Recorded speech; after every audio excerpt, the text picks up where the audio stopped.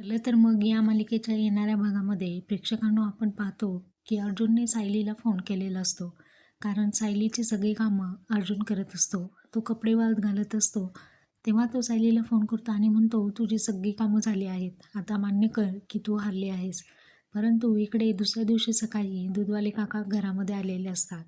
तेव्हा अर्जुन हा कामाची घाई असते आणि ते म्हणतात, तुम्हाला हे सर्व जमणार नाही. चैतन्य आणि सायली हे दोघंही बाबूलला भेटायला आलेले असतात आणि त्याच्याकडून काही इन्फॉर्मेशन मिळते का यासाठी ते प्रयत्न करत असतात. तेव्हा सायली म्हणते, यामागे महिपतचा तर हात नाही आहे ना.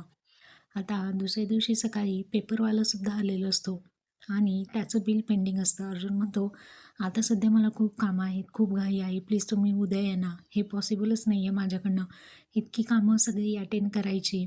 त्यानंतर बाबूलने दीपकचं स्केच पाहिल्यानंतर त्याला बरोबर ओळखलेलं असतं.